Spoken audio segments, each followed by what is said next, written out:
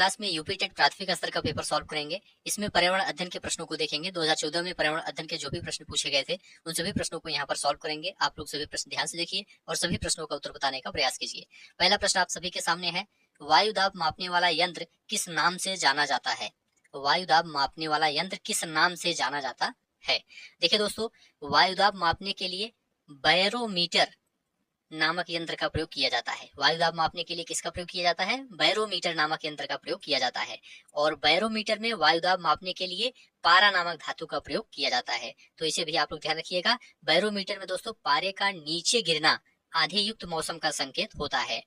जबकि यहाँ पर थर्मामीटर जो दिया गया है इससे मानव शरीर का ताप मापा जाता है। और सिस्मोग्राफ एक होता है, सिस्मोग्राफ से भूकंपीय तीव्रता मापी जाती है। हाइग्रोमीटर से वायुमंडल की आर्द्रता मापी जाती है। बीटी कपास है, बीटी कपास क्या है? ये सभी प्रश्न 2014 में पूछे गए हैं यूपी टेट में। बीटी कपास क्या है? ये दोस्तों एक ट्रांसजेनिक पौधा है। यहाँ पर बी ऑप्शन राइट आंसर हो जाएगा। बीटी कपास क्या है? एक ट्रांसजेनिक पौधा है। चलिए आगे बढ़ते हैं। कौन सा वायुमंडलीय प्रदूषक अम्लीय वर्षा का मुख्य कारक है? अम्लीय वर्षा का मुख्य कारक कौन सा है? तो देखिए दोस्तों, सल्फर डाइऑक्साइड है, SO2। याद रखिएगा SO2। यहाँ पर पहला ऑप्शन SO2 राइट आंसर हो जाएगा। अम्लीय वर्षा का मुख्य कारण SO2 गैस होती है, सल्फर डाइऑक्साइड गैस होती है, जो उद्योगों तथा वाहनों से उत्सर्जित होती है तथा वर्षा की बूंदों और ओस की बूंदों के साथ मिलकर अम्लीयता का गुण प्रदर्शित करती है। इसे आप लोग ध्यान रखिएगा। यहाँ पर पहला ऑप्शन राइट आंसर हो जाएगा। अगला प्रश्न आप सभी के सामने है, निम्न में कौन सर्वाधिक उत्पादन पारिस्थितिकी तंत्र है? देखिए दोस्तों, यहाँ पर उष्णकटिबंधीय वर्षावन आपका राइट आंसर हो जाएगा। पहला ऑप्शन उष्णकटिबंधीय वर्षावन सर्वाधिक उत्पादक पारिस्थितिक तंत्र है, क्योंकि इस प्रकार के वन विषुवत रेखा के आसपास पाए जाते हैं, जिसके कारण इस क्षेत्र में पर्याप्त वर्षा तथा पर्याप्त तापमान रहता है, जो कि पारिस्थितिक तंत्र के उत्पादन के लिए आदर्श दशाएं होती हैं। तो यहाँ पर पहला ऑप्शन आपका राइट आंसर हो जाएगा। निम्नलिखित में से कौन सा रसायन आम पकाने में प्रयोग होता है? कौन सा रसायन आम पकाने में प्रयोग होता है? तो देखिए दोस्तों, कैल्शियम कार्बाइड आपका राइट आंसर हो जाएगा। आम या अन्य फसलों को पकाने के लिए कैल्शियम कार्बाइड नामक रसायन का प्रयोग किया जाता है। कैल्शियम कार्बाइड, ठीक है। यहाँ पर सी ऑप्शन आपका राइट आंसर हो जाएगा। कौन सी बीमारी दूषित जल पीने से फैलती है? देखिए दोस्तों, यहाँ पर टाइफाइड आपका राइट आंसर हो जाएगा। टाइफाइड रोग दूषित जल पीने से फैलता है। इसे आंत्र ज्वर भी कहा जाता है, आंत का बुखार भी इसे कहा जाता है। चलिए अगला प्रश्न है, निम्नलिखित में से कौन सी ग्रीन हाउस गैस नहीं है? देखिए दोस्तों, यहाँ पर CO, यह दोस्तों ग्रीन हाउस गैस नहीं है।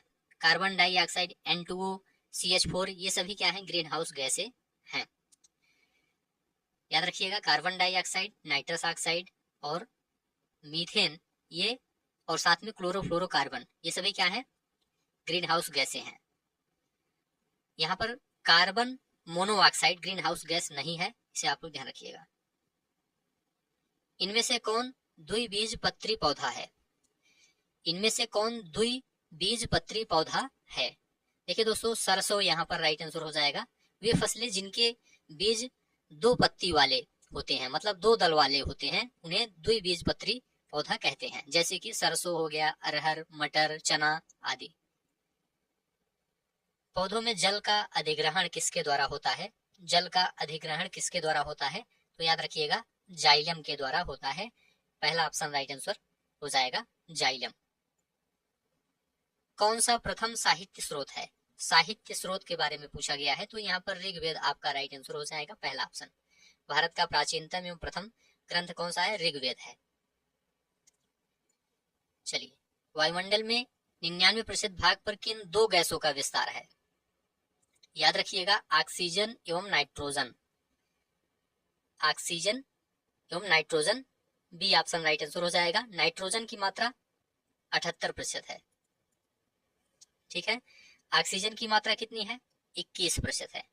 दोनों आप लोग ध्यान रखिएगा। पर्यावरणीय अध्ययन में शैक्षणिक भ्रमण का मूल उद्देश्य क्या है? पर्यावरणीय अध्ययन में शैक्षणिक भ्रमण का मूल उद्देश्य है? देखिए दोस्तों, मूल उद्देश्य है छात्रों के लिए प्रत्यक्ष अनुभव प्रदान करना।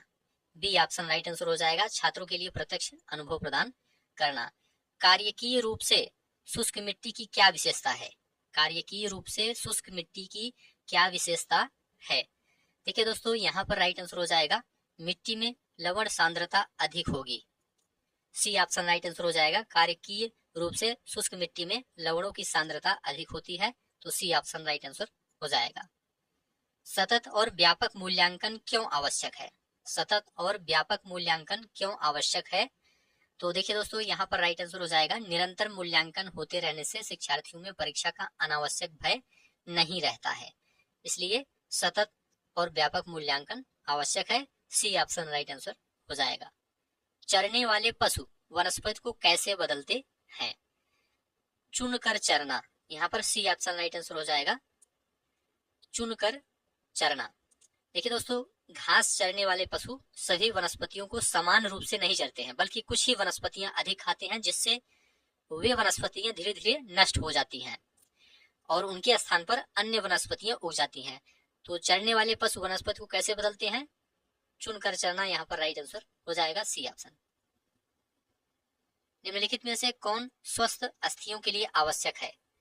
स्वस्थ अस्थियों के लिए कैल्शियम और विटामिन डी आवश्यक है, तो डी ऑप्शन राइट आंसर हो जाएगा, कैल्शियम और विटामिन डी। भारत में हिमालय की सबसे ऊंची चोटी का नाम है?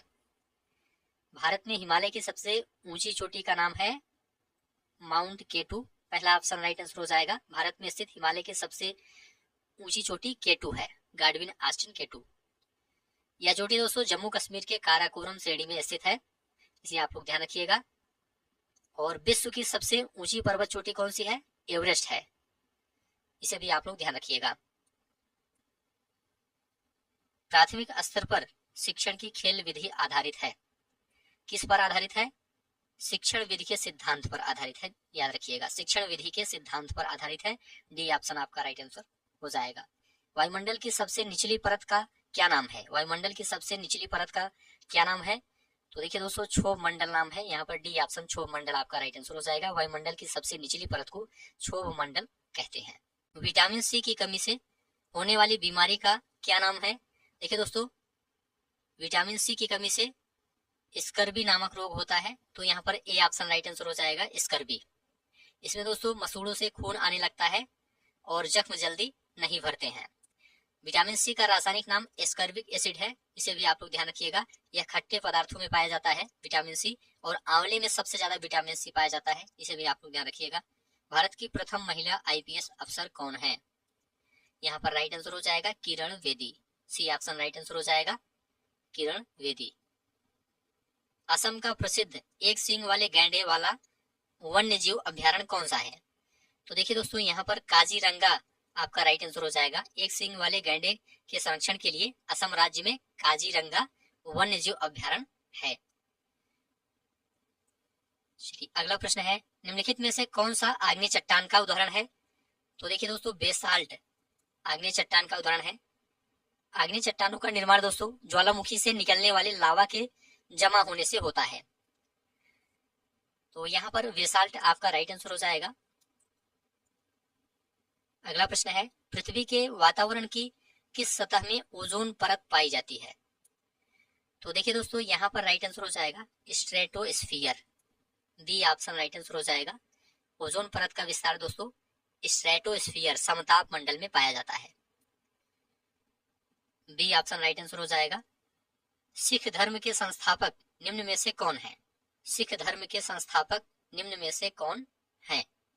यहाँ पर राइट आंसर हो जाएगा Guru Nanak Dev, D option right answer हो जाएगा। सिख धर्म की स्थापना गुरु नानक देव ने की थी। गुरु नानक देव का जन्म पंजाब के तलवंडी नामक स्थान पर 1469 में हुआ था, यहाँ पर डी ऑप्शन राइट आंसर हो जाएगा।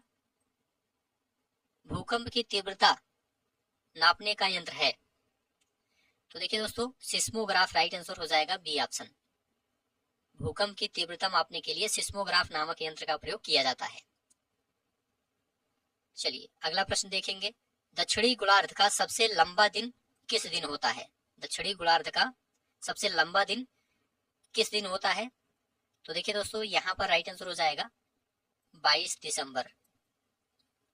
22 दिसंबर को दक्षिणी गोलार्ध में सबसे लंबा दिन होता है, क्योंकि इस तिथि को सूर्य का प्रकाश मकर रेखा पर लंबवत पड़ता है। यहाँ पर डी ऑप्शन राइट आंसर हो जाएगा। सत्यार्थ प्रकाश के लेखक का नाम है, सत्यार्थ प्रकाश के लेखक का नाम क्या है? देखिए दोस्तों, राइट आंसर हो जाएगा स्वामी दयानंद सरस्वती। पहला ऑप्शन राइट आंसर हो जाएगा। सत्यार्थ प्रकाश के लेखक स्वामी दयानंद सरस्वती थे। स्वामी दयानंद सरस्वती ने 1875 को बंबई में आर्य समाज की स्थापना की थी। इसे भी आप लोग ध्यान रखिएगा, 1875 में आर्य समाज की स्थापना की थी। और इनका प्रसिद्ध वाक्य है, वेदों की ओर लौटो। बिहू भारत के किस राज्य का लोक नृत्य है? देखिए दोस्तों, असम का लोक नृत्य है बिहू। बिहू भारत के असम राज्य का लोक नृत्य है। सी ऑप्शन राइट आंसर हो जाएगा। खाद्य श्रृंखला के परस्पर समूह को कहा जाता है, क्या कहा जाता है? इसे खाद्य जाल कहा जाता है, याद रखिएगा। सी ऑप्शन, खाद्य श्रृंखला के परस्पर समूह को खाद्य जाल कहा जाता है। यहाँ पर सी ऑप्शन राइट आंसर हो जाएगा। तो ठीक है दोस्तों, आज की इस क्लास को यहीं पर समाप्त करते हैं। आप लोग कमेंट करके बताइए 30 प्रश्नों में आपका कितना स्कोर सही हुआ है। उम्मीद है यह क्लास आपको अच्छा लगा है। अच्छा लगा है तो चैनल को सब्सक्राइब कीजिए, दोस्तों शेयर कीजिए और कमेंट में लिखकर जरूर बताइए। धन्यवाद।